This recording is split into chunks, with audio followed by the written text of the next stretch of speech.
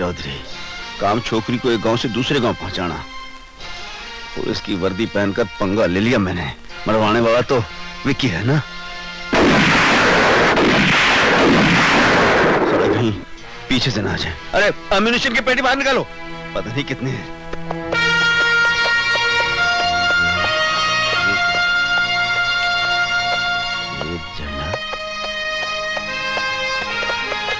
डाकू डर गए, डाकू डर गए। उन्हें पता चल गया कोई फौजी पुलिस में आ गया।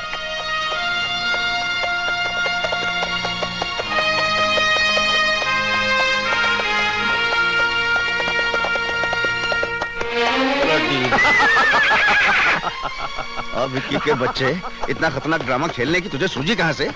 जी मैं तो दूं एक रख के थोबड़े पे। 2 घड़ी के लिए तो तूने मुझे सचमुच का डाकू मान लिया था ना। और 2 घड़ी तू कहीं आवाज नहीं देता ना तो वहीं ढेर हो जाता।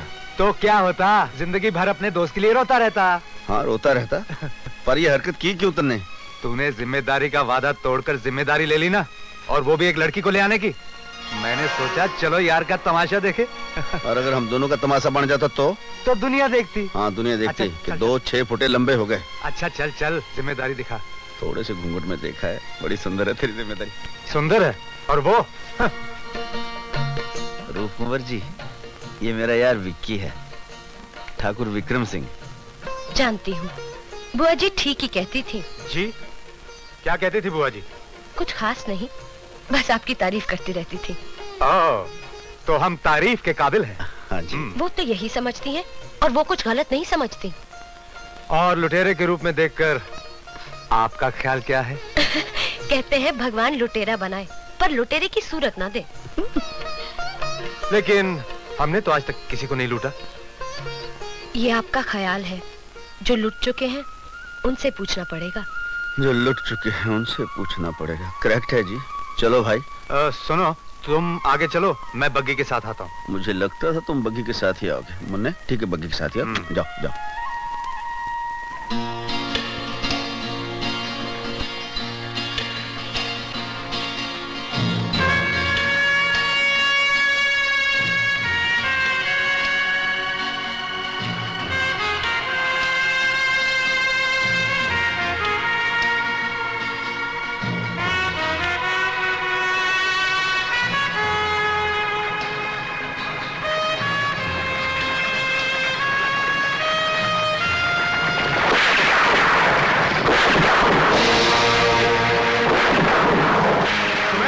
सचमुच के डाकू आ गए। ब्लडी वेल, सरेंडर करा।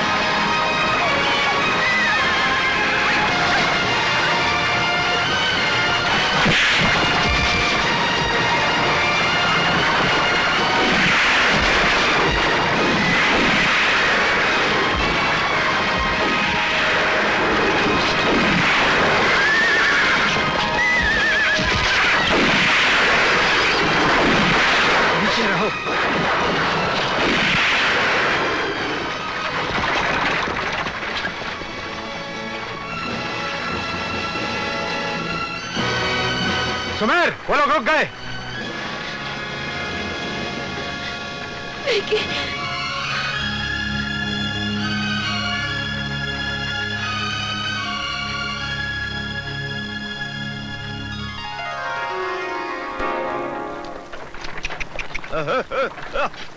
देखिए, रास्ता लंबा है, आज रात यहीं गुजार लेते हैं।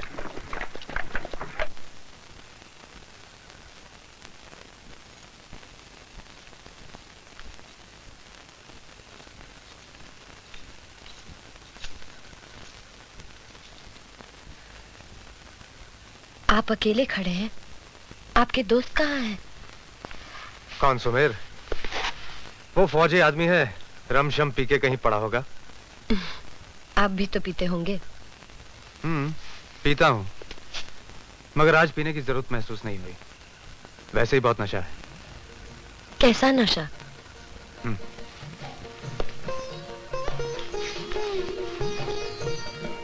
हम आपसे क्यों बताएं?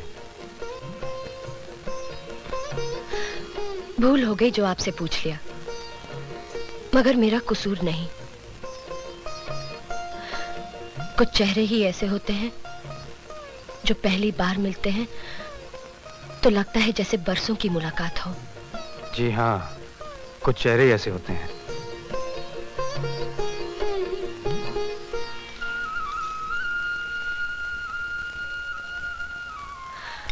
और कभी कभी ऐसा भी होता है कि नजर चेहरे को छूकर पलटती है तो पहचानी नहीं जाती, और ये सब अचानक हो जाता है। जैसे फूलों पर चलते चलते अचानक कांटा चुभ गया हो, या फूलों में छिपे किसी कमबख्त ने डंक मार दिया हो, और दर्द इतना मीठा हो कि जी चाहे जिंदगी भर अच्छा ना हो।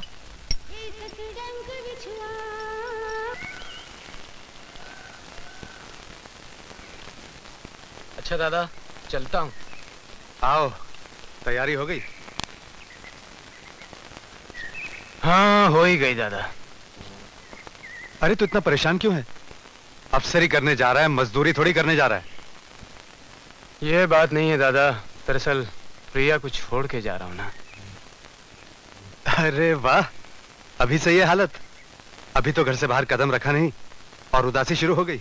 अरे दादा, मैं कहाँ उदास हूँ? प्रिया तो औरत है ना, और भगवान ने औरत को एक इतना बड़ा हथियार दिया है जिसका कोई तोड़ नहीं। उसकी आंखों में भरे हुए आंसू दादा। ये बातें किसे समझा रहे हो राजन? तुम जानो या मैं? दादा तो आजाद पंछी हैं, जिस हवा में चाहे उड़े, जहां चाहे दाना चुग लें। ठीक कह रहे हैं आप। ना कोई जिम्मेदारी, ना कोई बंधन, अकेली जान। अकेले क्यों? तुम दोनों मेरे नहीं हो क्या? ये सब कहने की बातें। हमसे ज्यादा सुमेर दादा प्यारे हैं। घोड़े दौड़ाने जाओ सुमेर साथ, शिकार खेलने जाओ सुमेर साथ। और जब खुद शिकार होने जाए फिर भी सुमेर दादा साथ। नहीं, ऐसा नहीं है। नहीं दादा नहीं, जहाँ सुमेर दादा हैं वहाँ हम कभी नहीं हो सकते। अरे बच्चे, यार तो सगे भाइयों से भी आगे होते हैं, और हम तो सगे भी नहीं। बदतमीज, जानते हो तुमने क्या कहा? मैं तो मजाक कर रहा था दादा। जो बात तुम मजाक में कह रहे हो, वो बात हमने कभी सपने में भी नहीं सोची थी। मुझे क्षमा कर दीजिए।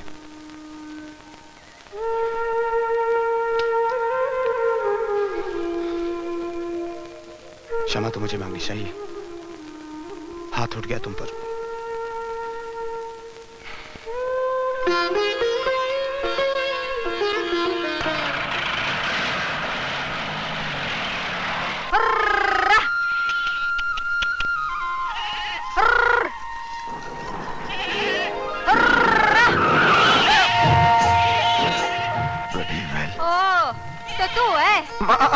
दिखते फूट गए के? देखो कौन है? ना क्या करे? मारो बालम भाग गया। तने लगन कर लिया क्या? अरे वो नहीं, मारे मेमने का नाम बालम है। हाँ, तभी से सीने से जूं चिपका के रख छोड़ा था। हा? क्यों जल गया? मैं क्यों जलूं? क्यों जलूं मैं? पर वो ये देख, तेरे सारे कपड़े मैले कर गया वो। उससे तो कुछ मैला नहीं हुआ, थारी नजर पड़ेगी तो जरूर मैला हो जाएगा। अरे मेरी नजर की बात क्या करे है? मेरी नजर तो ऐसी है कि कच्ची कली पे पड़ जाए तो कली फूल हो जावे फूल। ओए ओए ओए ओए ओए। अरे थारी नजर पेड़ पे पड़ जाए तो 15 साल तक फल को ना आए। पेड़ वेड़ की बात तो मैं को ना जानू। हाँ, तन्ने में एक बार निहार के देख लू ना तो तन्ने फल भी आवे, फ्रूट भी आवे। बात करता है, सपना ही देख तू। ये सारा सामान लेकर कहाँ जा रही है? ये तो मैं अपने साहब के साथ ड्यूटी पे जा रही हूँ। कितने दिन वास्ते? हाँ, कोई 7-8 दिन तो लग ही जावे। 7-8 दिन? मेरे जाने से तू उदास लग रही है। थारे लिए तुम्हारा कौन लगे? चल परदेसी वालम ड्यूटी पर। इतना तो बोल गई, तुम्हारो कौन लागे?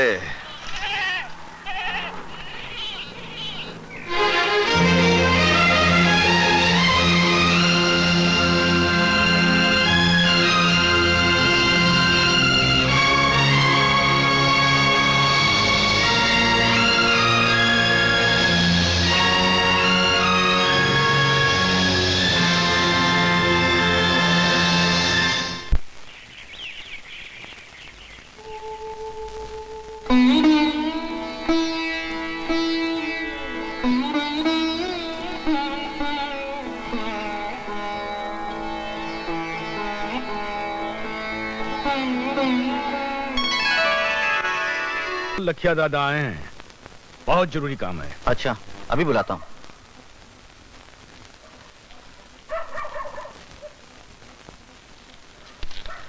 खमागणी हुक्म। इतनी रात गए सरपंच जी? मगनी। बैठिए बैठिए। खैरियत तो है? माफ करना हुक्म, जो रात में तकलीफ दी, पर खबर इतनी जरूरी थी कि सुबह का इंतजार न कर सका। सीधा शहर से आ रहा हूँ। क्या बात है? सफेद टोपियां वाला ने कुर्सी संभाल ली, नए नए कानून बना दिए, घोड़ा गधा सब बराबर। पहलियां क्या बुझा रहे हो सरपंच जी? कौन सा कानून पास कर दिया है? कुछ कहने से पहले जबान जल जाए, पर के बताऊं हुक्म, कानून बोले है जमींदारी खत्म।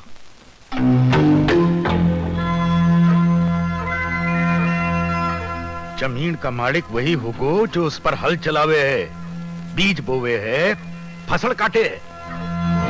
ऐसा नहीं हो सकता। यह कानून हम पर लागू नहीं हो सकता। कानून वही रहेगा जो सदियों से चला आ रहा है। एक राजा, एक प्रजा, एक जमींदार, एक रियाया। लखिया दादा कहा ना बोले हुक्म, पर ये जो नए नए राजा बने हैं ना, इन्हें कौन समझावे? ये तो कहें कि इतना इतना बीघा जमीन से ज्यादा कोई न रख सके, और जिनके पास ज्यादा जमीन है वो रैयत को दे दे। वो नहीं हो सकता। और होगा भी नहीं बा साहब, हमने सब सोच लिया है। क्या मतलब? जरा हम भी तो सुने। मैं आपको बाद में बताऊंगा बा साहब। अरे सरपंच जी कौन से पराए हैं? अपने ही हैं, इनके सामने कह डालो। वकील साहब से कह के पिछले बरसों के कागज खरीद लें, सब जमीन सगे संबंधियों के नाम करवा दें।